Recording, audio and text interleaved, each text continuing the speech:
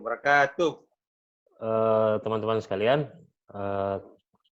pada kesempatan kali ini kita bersama-sama dalam mengkaji sesuatu yang sebenarnya atau idealnya saya memiliki pembanding dari kalangan perempuan atau aktivis perempuan yang ada di sini. Karena bagaimana dan diskusi feminisme itu ada satu persoalan yang kemudian juga ramai lagi dibahas. Kami dibahas adalah sebuah pertanyaan, apakah mungkin laki-laki itu bisa menjadi feminis? Pertanyaan ini bukannya tak menghasilkan perdebatan panjang di kalangan di kalangan teoretikus feminis ya, atau teoretikus ilmu sosial, karena bagaimanapun juga jika lelaki merasa dirinya feminis, maka menurut kalangan yang menolak bahwa laki-laki bisa menjadi feminis, menyatakan bahwa ada yang hilang pada diri laki, yaitu pengalaman otentik perempuan. Itu yang kemudian pengalaman otentik itu memang sangat berpengaruh pada gaya kita berpikir, cara kita menganalisa pengalaman keperempuanan. Itu yang kemudian yang dipermasalahkan, karena tidak ada pengalaman otentik. Yang saya sebut pengalaman otentik itu pengalaman keperempuanan yang hanya dimiliki oleh perempuan ya. Pengalaman ketertindasan juga pada dasarnya, baik yang nampak maupun yang halus, itu juga kemungkinan besar, atau kalau saya tidak mungkin tidak mengalaminya. Jadi pengalaman otentik perempuan itu enggak terdapat pada diri saya. Oleh karena itu pada dasarnya, kajian ini sebaiknya saya mengharapkan ada peserta di sini yang mungkin terlibat aktif dalam aktivisme perempuan, juga turut memberikan perspektif, kalau mau idealnya sih perspektif yang mungkin saja bisa berlawanan dengan yang saya katakan. Bagus itu karena akan memperluas memperluas cara pandang kita tentang berbagai hal di seputar perempuan. Itu yang pertama ya. Jadi di sini mungkin saya hanya pemantik atau fasilitator lah kalau mau dibilang demikian. Kalau mungkin sosiologi ya kompetensi saya mungkin bisa saya menjadi pengajar jati ya. Tapi kalau di feminisme ini saya masih berkekurangan, dan kalau bisa ada teman-teman di sini yang terutama dari kalangan perempuan untuk bisa urun rembuk memberikan perspektif diri. Meskipun ada juga anggapan yang menyatakan bahwa dalam dunia keilmuan itu tidak ada persoalan jenis kelamin, tidak ada persoalan jenis kelamin. Tapi saya curiga dengan pernyataan ini, sebenarnya pernyataan yang dibuat oleh pernyataan yang keluar dari perut rezim patriarki ya, bahwa dalam dunia pengetahuan itu nggak ada jenis kelamin itu, karena pengetahuan itu netral. Nah, corak berpikir seperti ini sebenarnya akan menjadi hal yang sangat dicurigai oleh para feminis. Itulah yang menyebabkan saya berharap sekali ada perspektif yang lain yang ada di sini nantinya. Apalagi kalau saya lihat dari komposisi peserta ini kelihatannya lebih banyak laki-laki ya, host ya. Lebih banyak laki-laki kayaknya ya. Kan sudah kita bilang tidak jenis kelamin di sini. Oh, lebih banyak perempuan, alhamdulillah lah. Itu teman-teman sekalian yang pengantar pertama. Jadi saya berharap sekali nih ada perspektif yang lain. Oke, kita mulai saja bahasan kita malam ini. Karena ini pertemuan pertama, maka sifatnya masih pengantar ke arah pemikiran feminisme. Anda lihat di slide-nya, slide Ali Akbar ya. Saya mengambil latar belakang seperti ini. Semoga bisa dipahami. Oke, berikutnya. Nah, yang paling pertama dalam mengkaji diskursus tentang feminisme adalah melacak akar-akar paradigma feminisme itu di mana. Pelacakan akar-akar paradigmatik feminisme itu sangat penting bagi kita untuk memberikan petunjuk sebenarnya, memberikan arah pada kita nanti, kacamata yang agak lebih terang lah, ketika kita berhadapan dengan beragam teori-teori feminisme yang akan kita kaji minggu-minggu ke depannya ya.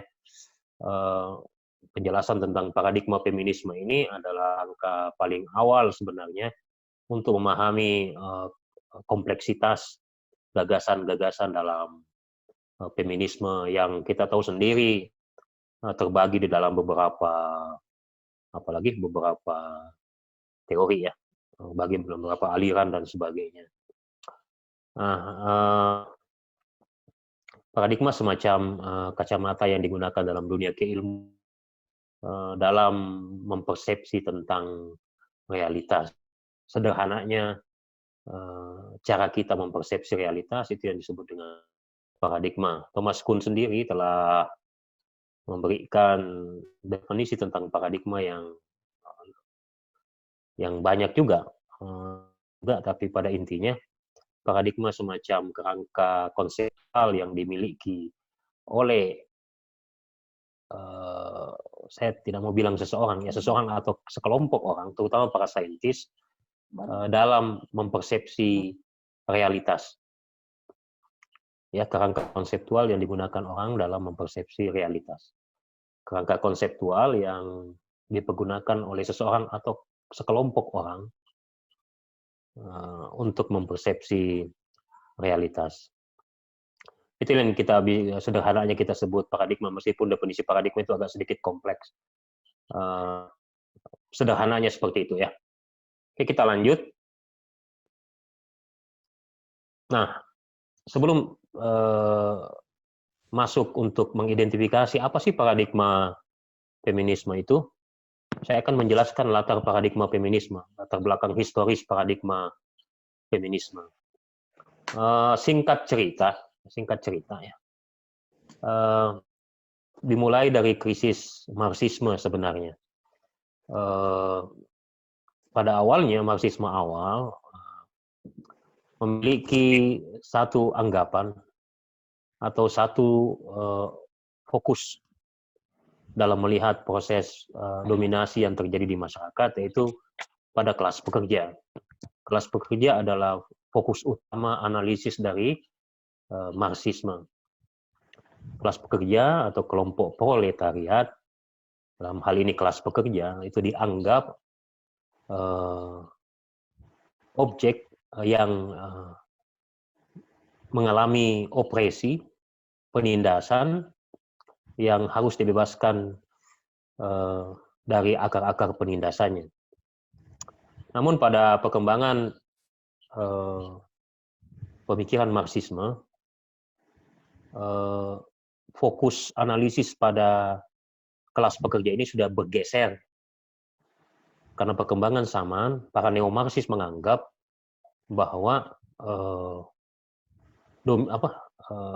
objek dominasi atau kelas-kelas yang teropresi, yang tertindas itu bukan hanya sebenarnya kelas pekerja. Marx agak gagal melihat terlalu berfokus pada kelas pekerja, padahal ada kelas-kelas sosial yang lain yang mengalami penindasan. Nah, salah satunya adalah perempuan. Banyak ya, menurut neo-Marxis bukan cuma pekerja, tapi misalnya LGBT, kemudian perempuan, kemudian ras tertentu, macam-macam, yang kemudian memperluas objek sasaran kerja dari gerakan Marxisme itu.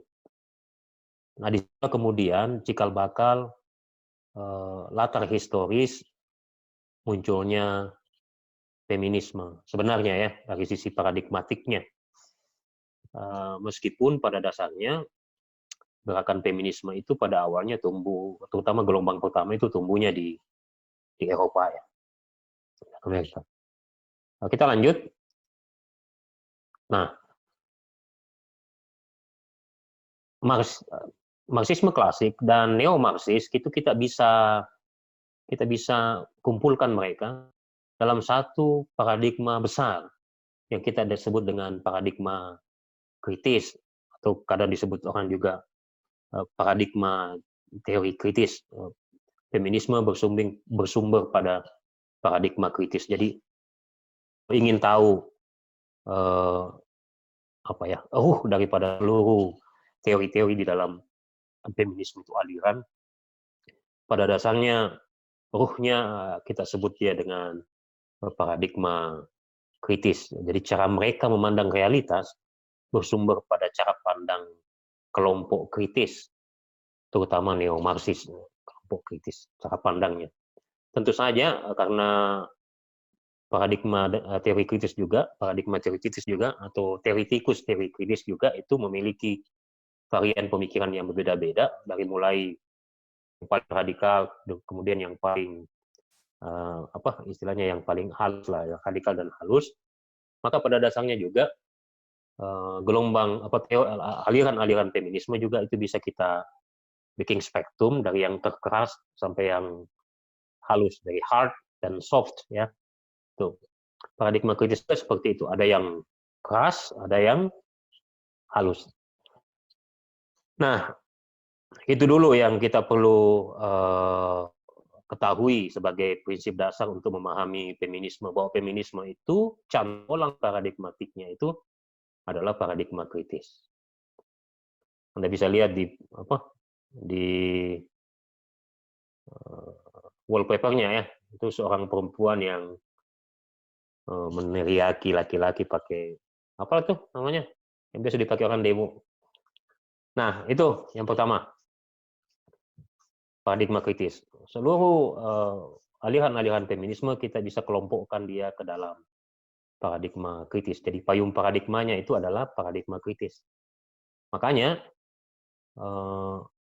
seluruh aliran feminisme itu bisa kemudian disamakan persepsinya tentang bagaimana cara mereka melihat realitas perempuan, bagaimana cara mereka mempersepsi realitas perempuan, realitas kehidupan sosial perempuan. Dan itu semua bermuara pada paradigma kritis. Nah, apa itu paradigma kritis?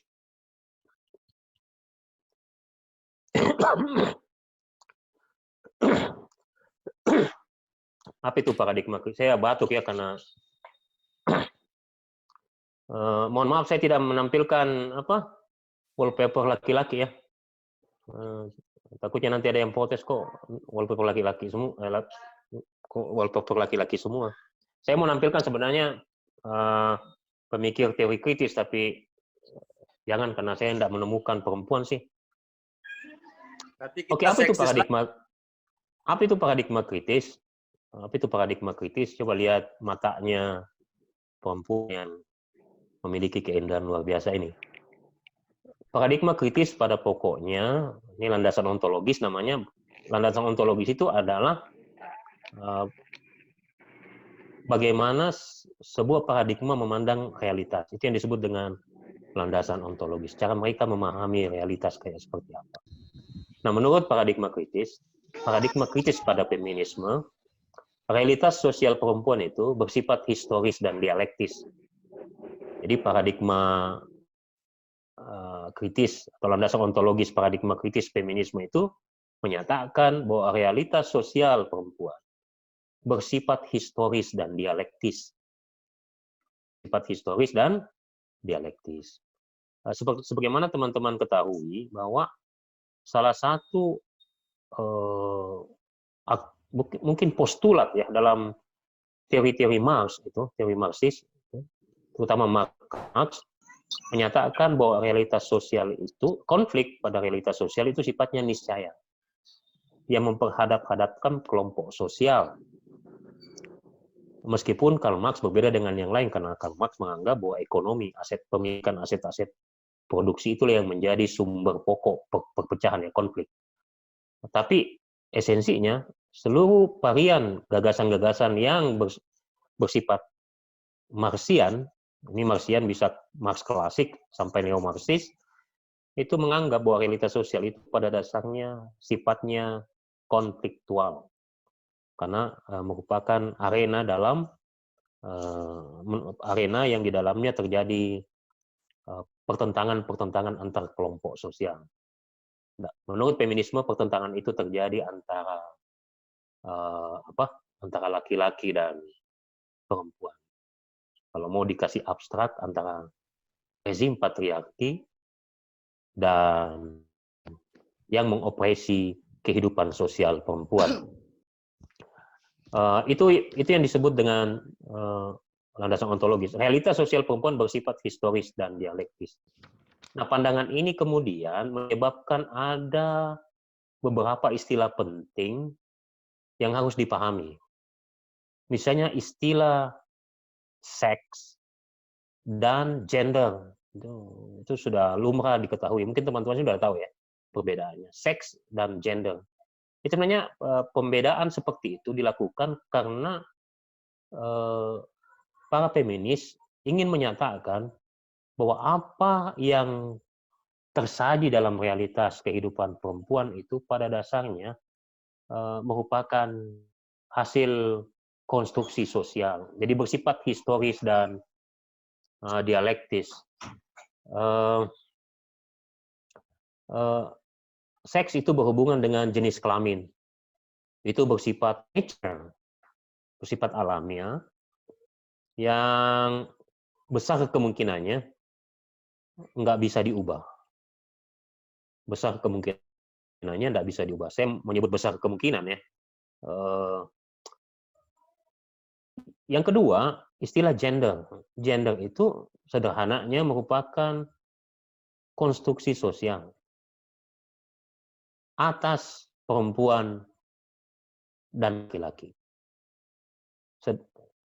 Konstruksi sosial atas perempuan dan atas peran yang harus dimainkan oleh perempuan dan laki-laki.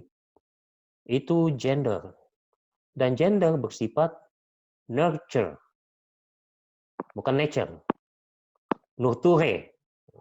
Kalau ada yang mau tulis, satu bersifat alamiah, satu tidak alamiah. Satu bersifat alamiah, satu tidak alamiah. Seks itu bersifat alamiah. Gender tidak alamiah. Dia dikonstruksi oleh masyarakat. Satu-satunya yang alamiah hanyalah jenis kelamin. Sementara peran-peran sosial itu merupakan hasil konstruksi. Nah, beberapa aliran feminisme akan berbeda menyikapi sumber-sumber konstruksi itu. Menyikapi sumber-sumber konstruksi itu. Ada yang sangat radikal, ada yang halus. Misalnya yang agak halus itu feminisme liberal. Misalnya yang radikal itu feminisme Marxis misalnya. Radikal feminisme kadang-kadang dikatakannya demikian. Itu ya. Artinya apa? Kalau peran-peran perempuan dan laki-laki itu dikonstruksi, maka pada dasarnya kehidupan sosial perempuan bersifat historis dan dialektis. Historis itu maksudnya selalu dimungkinkan adanya perubahan. Selalu dimungkinkan adanya perubahan. Dan perubahan itu hanya bisa terjadi melalui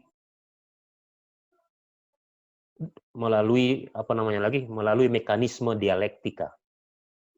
Dialektika ini tidak hanya merupakan kontestasi pikiran, tapi kontestasi sosial dan politik.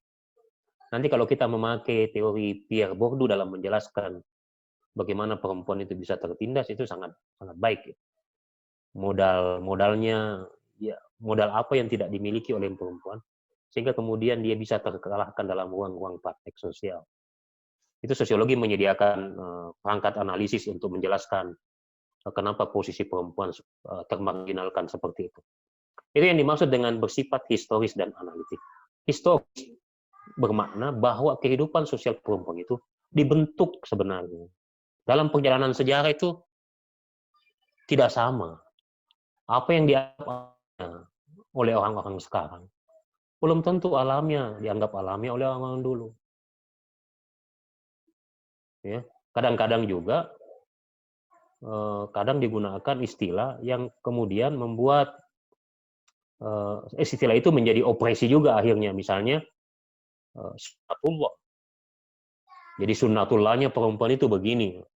Nah, kalau dia bilang sunnatullahnya, dan sunnatullah itu dirujukkan kepada peran perempuan, curigailah itu bahwa itu bagian daripada ideologi patriarki. Nah itu yang menjadi titik sentral dari bagaimana cara aliran-aliran feminisme melihat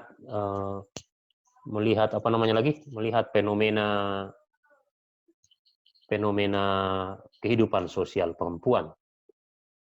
Jadi kehidupan sosial perempuan yang sekarang adalah hasil konstruksi yang bersifat dialektika. Dan biasanya kalau satu kelompok sosial termarginalkan, maka yakinlah bahwa ada pihak dominan yang memarginalkan.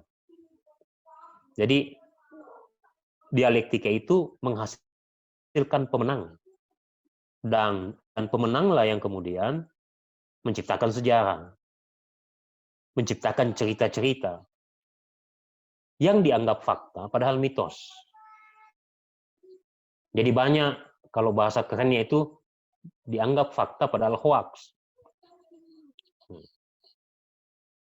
Seandainya ini kuliah langsung, saya bisa memberikan pada peserta sekalian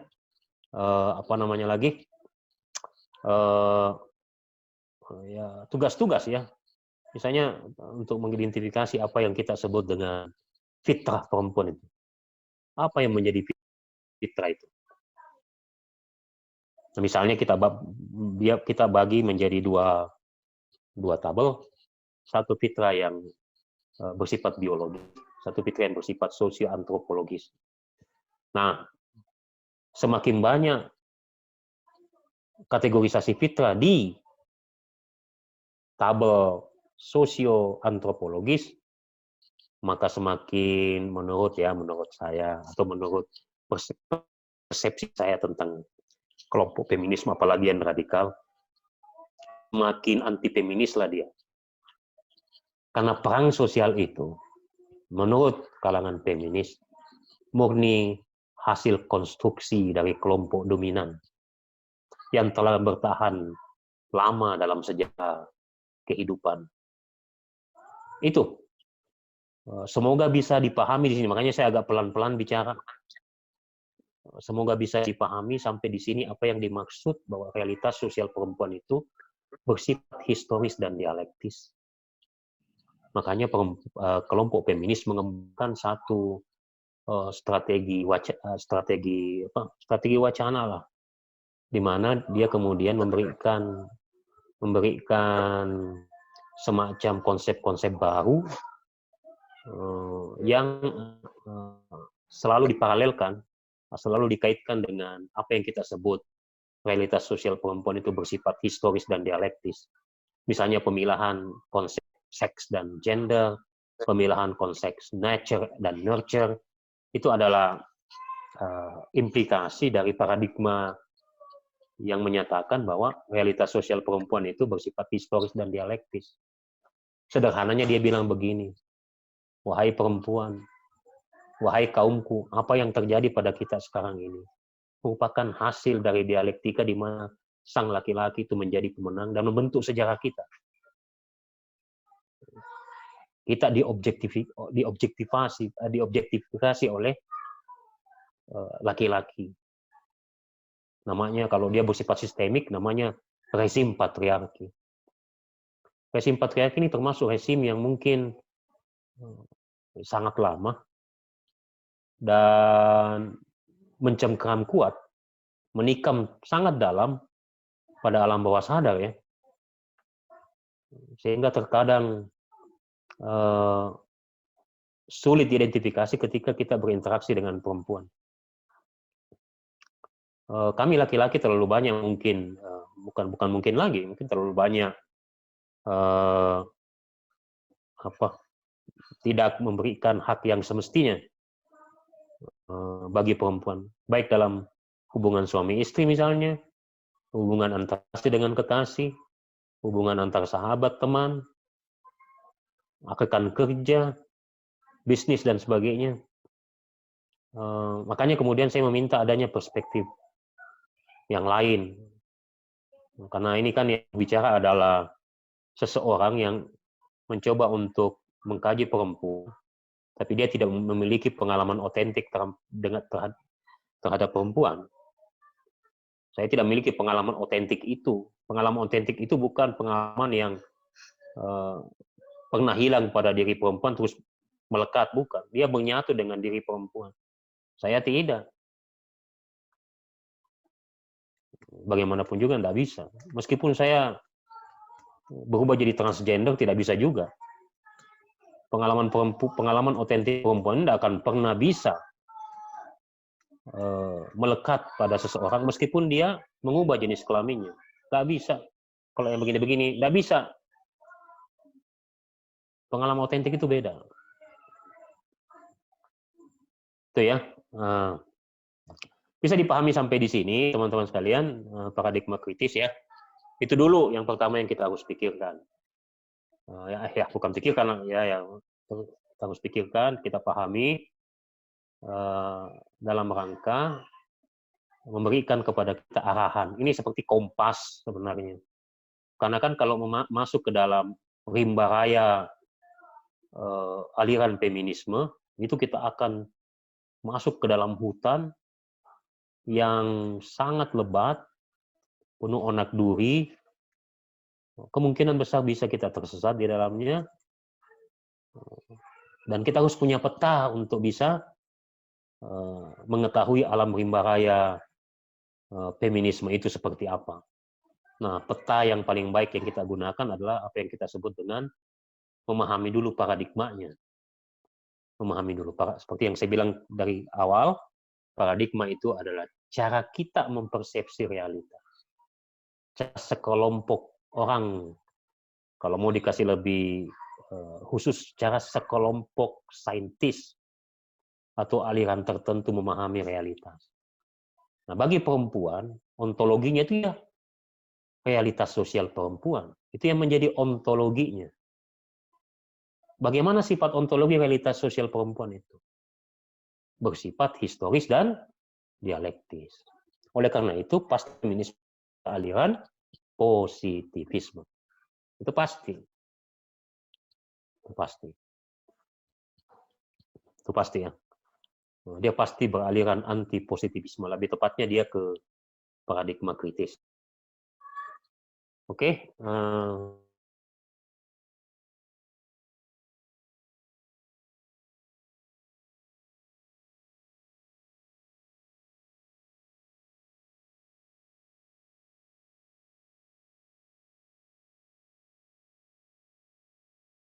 Ini feminisme itu seperti apa sih? Bisa Anda lihat gambar di samping. This is not feminism. Di bawahnya, this is feminism. Dan kita coba lihat detail gambarnya di situ.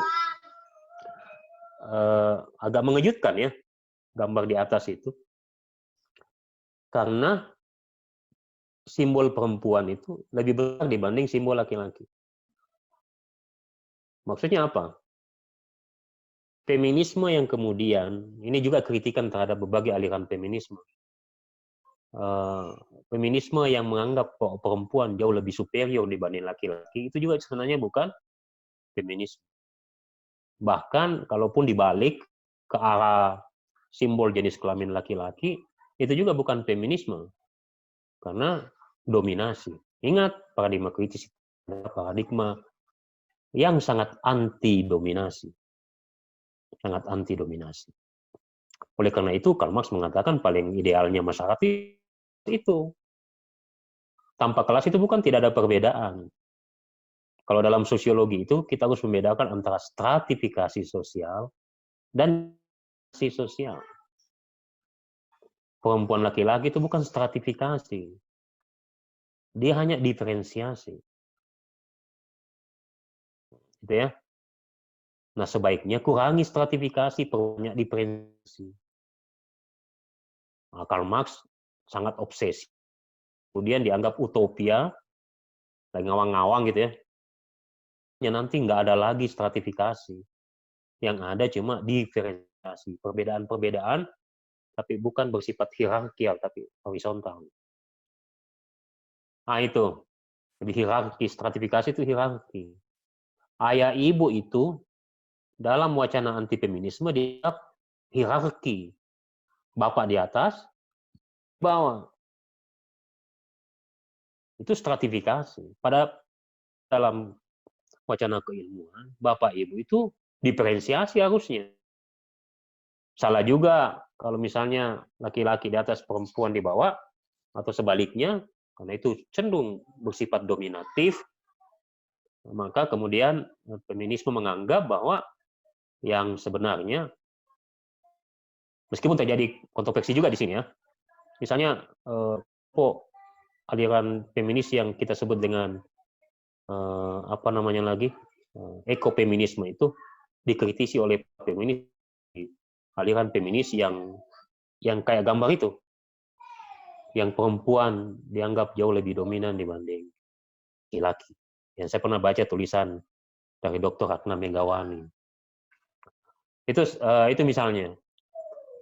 Jadi yang dibutuhkan adalah kesetaraan, equality dalam hal apapun.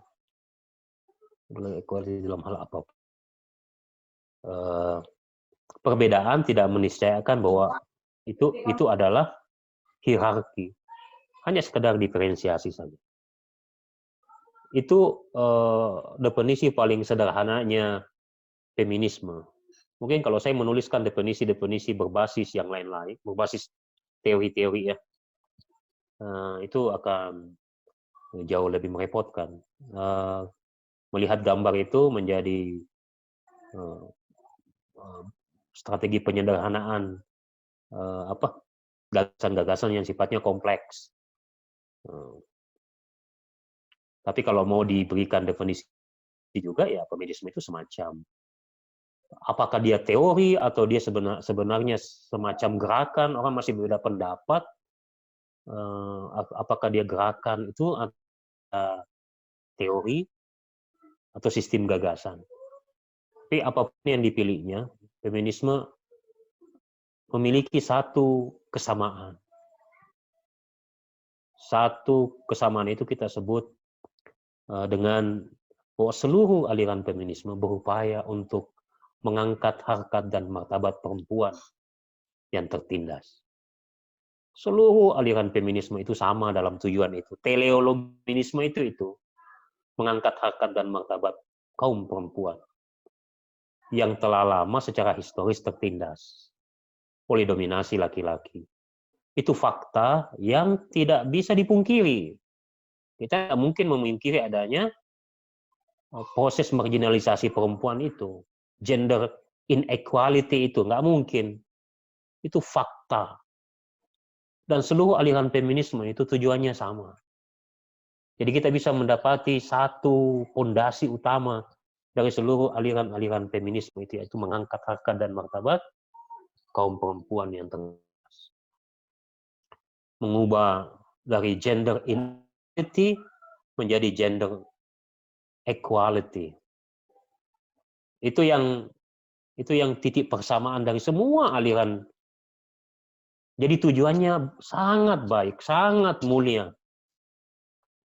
Gerakan anti penindasannya tidak berfokus lagi pada kelas pekerja, tapi jenis kelamin.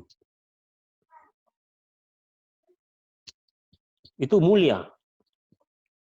Problematika itu baru terjadi ketika kita berbicara tentang cara atau strategi dalam atau cara melihat sumber-sumber penindasan.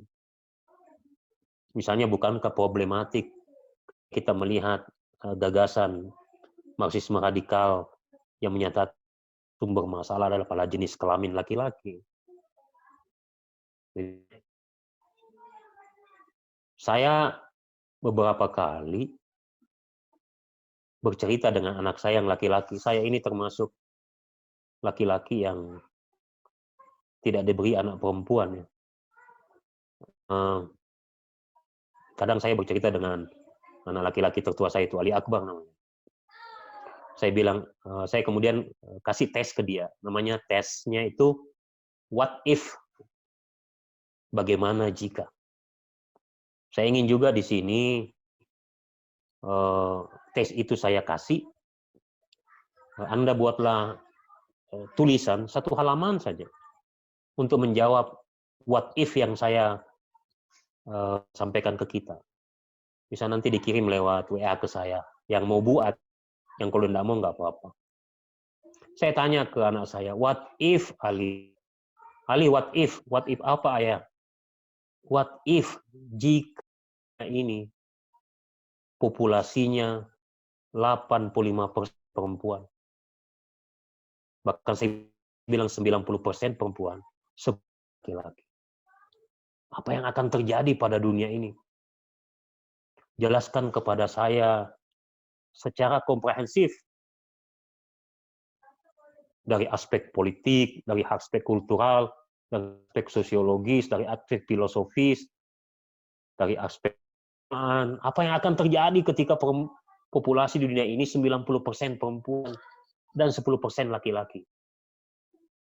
Nah, pernah juga saya katakan ini di grup teman-teman Mentera, banyak, mudah ditebak. Dan arahnya ke situ lagi. Tentang perkawinan, selalu ke situ. Maunya saya, apa yang terjadi dalam eskalasi politik misalnya?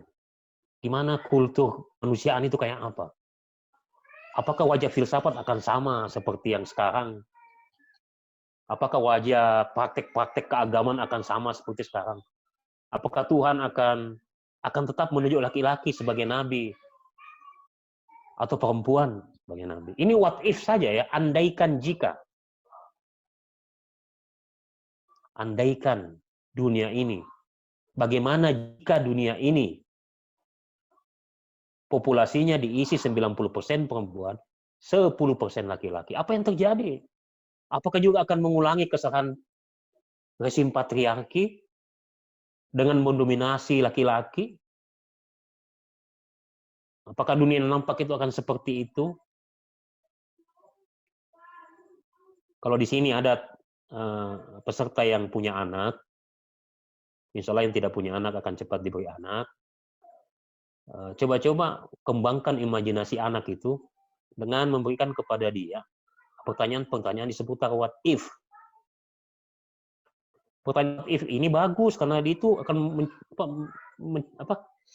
melatih cara kita berimajinasi. Nanti kalau Anda tuliskan bisa jadi novel.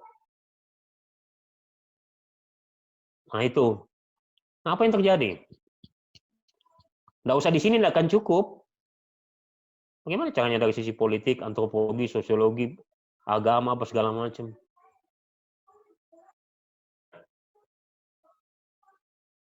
Itu sebenarnya yang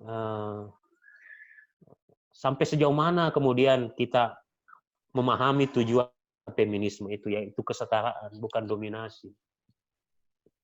Nah, cobalah bikin paparan seperti itu, kemudian kita analisis nanti beberapa paper, beberapa tulisan yang agak sedikit lebih kompleks ya, maksudnya akan menimbulkan atau menciptakan gagasan-gagasan yang baru. Itu Saya ingin menjelaskan kemudian fakta-fakta ya, bahwa memang marginalisasi perempuan itu terjadi, nggak mungkin tidak terjadi. Tapi sebelum kita ke situ, saya akan memberikan satu pandangan ya, bahwa hakikat persoalan perempuan itu terletak apa yang kita sebut dengan gender inequality. Gender inequality. Coba Anda lihat gambar itu, di situ tertutup mulutnya. Anda baca saja apa di situ bacanya. Bacanya gini ya, woman should stay at home. Woman should be slaves. Woman should be in the kitchen. Woman should not speak in church. Nah itu gender inequality. Makanya gambar di sebelahnya itu mulut perempuannya ketutup. Ini ekspektasi-ekspektasi yang diharapkan masyarakat, mayoritas masyarakat pada perempuan. Apa yang menyebabkannya? Penyebab gender inequality adalah social injustice. Ketidakadilan sosial. Itu yang menyebabkan apa yang kita sebut dengan terjadinya gender inequality. Nah tentu saja social injustice itu memiliki akar-akarnya nanti. Dan yang paling hebat, salah satu akar yang terhebat itu adalah yang sudah pernah saya bahas mungkin di RKF kalau tidak salah, yaitu dalam dunia pengetahuan. Dalam dunia pengetahuan. Hampir bisa dipastikan seluruh disiplin ilmu itu mengandung mengandung apa yang kita sebut gagasan-gagasan atau sistem gagasan yang bias gender. Di filsafat kita akan bisa temukan itu. Apa yang kita anggap filsuf besar ternyata tidak besar ketika menyinggung perempuan. Jadi dia besar ketika menyinggung Tuhan, alam semesta, dasar-dasar realitas, kosmologi, epistemologi, dan sebagainya. Filsafat manusia, dan yang dimaksud manusia itu man, not woman. Man, not woman. Woman. Woman itu bukan manusia. No. Man itu kan bisa laki-laki, bisa perempuan. Woman bukan manusia. Meskipun kadang juga bisa disebut bukan lelaki. Tapi karena dalam kamus bahasa Inggris kadang-kadang man, meskipun mungkin bunyinya beda, tapi itu bisa dimaknai dua, laki-laki dan manusia. Tidak pernah manusia diterjemahkan dalam bahasa Inggris berbentuk woman, selalu pasti man. Itu dalam konstruksi bahasa. Filsafat juga sama. Jadi para filsuf besar itu memang besar. Kalau mungkin Anda akan kaget. Insya Allah minggu depan kita akan bahas akar-akar sistem gagasan bias gender di ilmu pengetahuan. Karena ini ilmu pengetahuan itu menjadi sesuatu yang sangat strategis karena dia menjadi langkah paling awal pembentukan pengetahuan manusia. Jadi kalau dari awal dia tidak beres bias gender, maka yakinlah saja manusia-manusia yang dilahirkan dalam operasi seperti itu tentu saja akan memberikan persepsi yang sama tentang perempuan.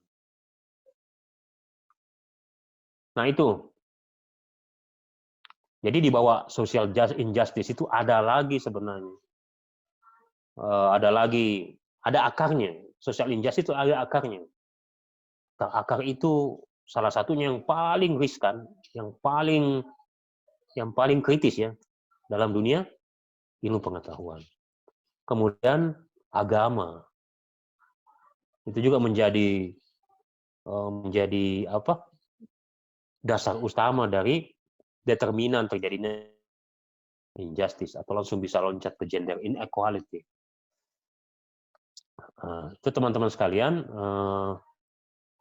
hampir seluruh persoalan perempuan itu ini. Semua ini yang menjadi masalah. Masalah kita itu ini, masalah perempuan itu. Tujuan tadi kita udah sama, persoalan perempuan juga relatif sama. Inilah koherensi antara tujuan dari seluruh aliran feminisme yang kemudian dikaitkan dengan persoalan utama perempuan dalam kehidupan sosial. Saya akan berikan kepada kita ini data. Saya akan menjabarkan banyak data. Ini ada yang nanti bisa cari aja di Google, SDG Gender Index. Itu datanya 2019. Score and rankings by country, Asian and the Pacific.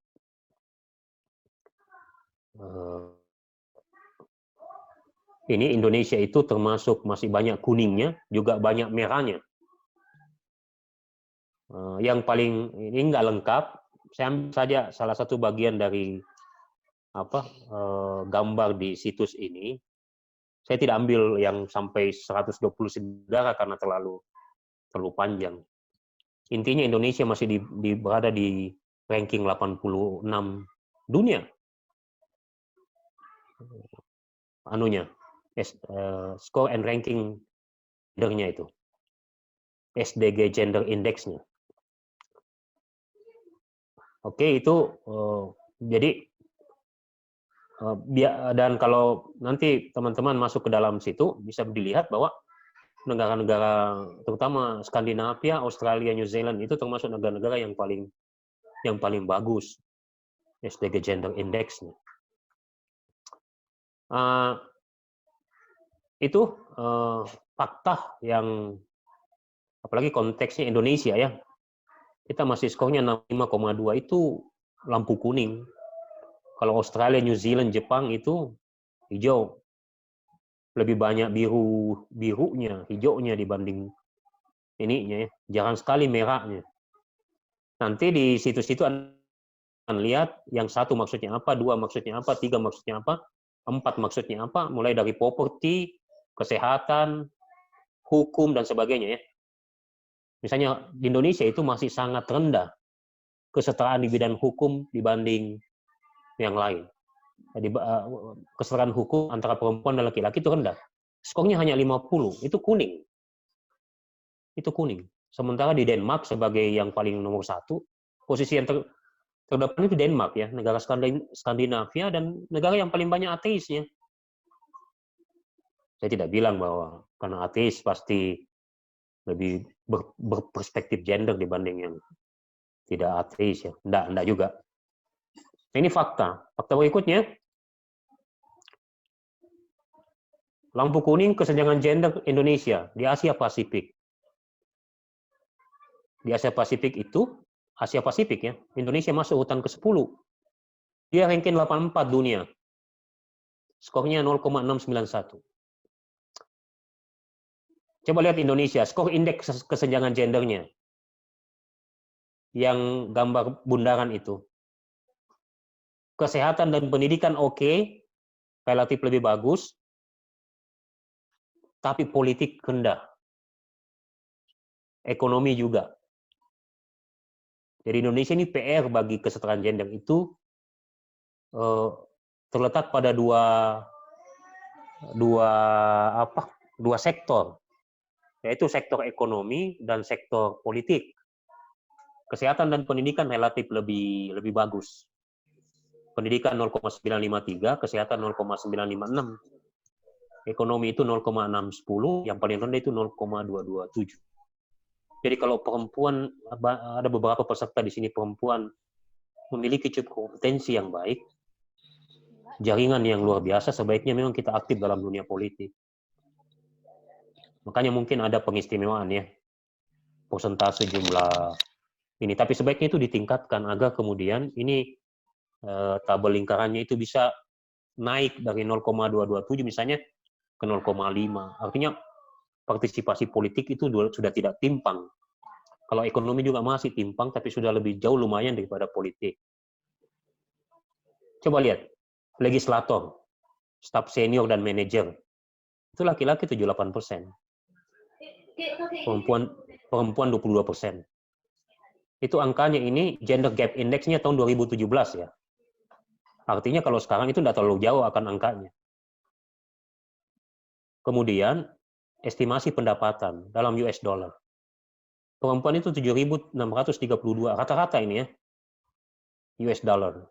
Sementara laki-laki 15.000. Partisipasi tenaga kerja. Laki-laki 85,8. Perempuan 52,9. Ini fakta gender inequality. Faktanya. Indonesia masih di lampu kuning. Indonesia lampu kuning. Artinya masih banyak PR yang besar di sini. Oleh karena itu teman-teman perempuan di sini sebaiknya memikirkan cara lah, aktivitas agar bisa meningkatkan ini, maksudnya kalau bahasa awamnya, jangan terlalu sederhana bercita-cita. Jangan terlalu sederhana bercita-cita. Ya, jangan terlalu sederhana bercita-cita. Ada satu artis Hollywood, saya tidak kasih masuk di sini anunya, sudah ada wallpaper-nya tapi saya tidak kasih masuk. Salah satu artis Hollywood ya kemudian dia dikenal sebagai aktivis feminis yang menjadi pemeran perempuan di film Harry Potter. Siapa namanya? Saya agak lupa nih. Emma Watson. Siapa yang? Emma Watson. Emma Watson. Jadi dia membedakan dua istilah, girl dan woman. Girl dan woman. Mungkin dia termasuk kelompok feminis yang agak liberal ya atau apa nggak tahu. Tapi ini patut dipikirkan kata-katanya. Dia memisahkan dua istilah, girl dan woman. Dan pembedaannya itu bukan dari aspek kedewasaan, sudah menikah atau apa, bukan. Katanya, kalau ingin menjadi woman, perempuan girl itu harus lebih mempertimbangkan kepentingan dan cita-citanya dibanding kepentingan lelaki. Itu katanya. Jadi, kalau wahai girl, bila Anda ingin menjadi woman,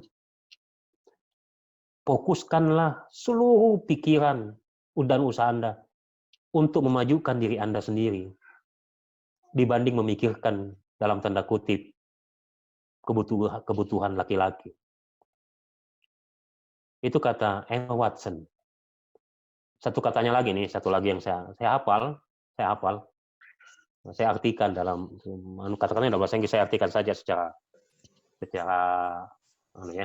tidak secara liar lah.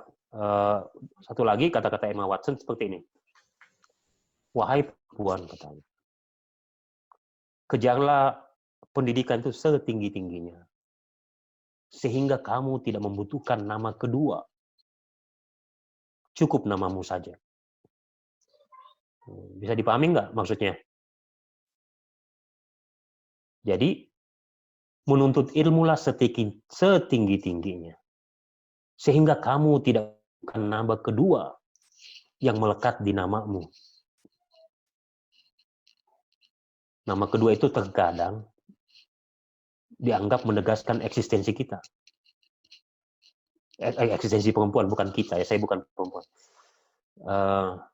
Itu kata Emma Watson, seorang artis Hollywood yang kemudian aktif dan sangat aktif dalam perjuangan feminis terutama di Amerika. Nah ini yang terjadi. Tentunya yang berkewajiban kita semua sebagai manusia, tapi yang paling berkewajiban adalah perempuan. Yang berat ini di tengah berikutnya, ini bukti tadi sudah ini. Ini bukti ke ekonomi kita Indonesia itu malah ini lebih rendah lagi. 2000 berapa ini? 0,19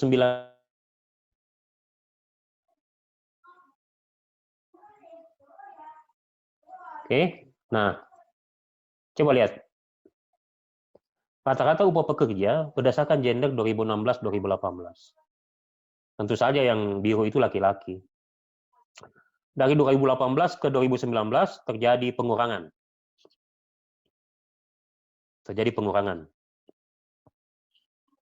Rata-rata upah pekerja. Kalau ada penelitian sekarang, pada saat COVID itu pasti jauh lebih rendah lagi. Meskipun juga biru pasti juga rendah, tapi ya perempuan juga akan mengalami grafik rendah kemungkinannya. Saya tidak mendapatkan data 2020-nya. Saya akan data lagi. Nah, ini penyebab kesenjangan gender di dunia kerja, mengapa kemudian timpang juga anunya itu antara laki-laki dan perempuan. Ada 2 di sini yang dicatat oleh katadata.co.id, institusi dan kultur.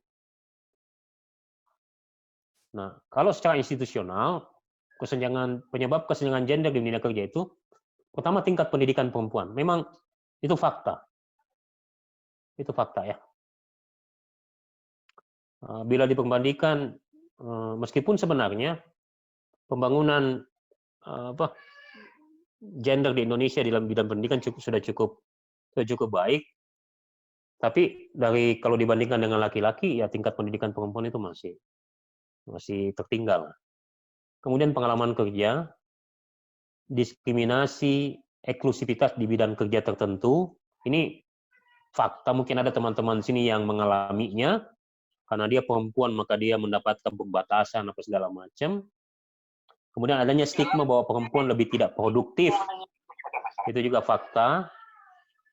Nah, sementara dari kultur sosial, pertama yang menjadi masalah itu budaya patriarki. Kemudian tuntutan mengasuh anak dan mengurus keluarga, terus pola asuh terhadap anak perempuan, dan ekspektasi sosial untuk tidak masuk ke dunia kerja. Itu fakta yang masih banyak. Mungkin di masyarakat perkotaan sudah mulai berkurang, meskipun kita tidak bisa katakan sungguh sangat berkurang. Ini indikator atau determinan yang ditemukan oleh setidak-tidaknya situs katadata.co.id ya. Bekerja sama dengan Australian government. Terakhir, sudah. Oke, teman-teman sekalian, inilah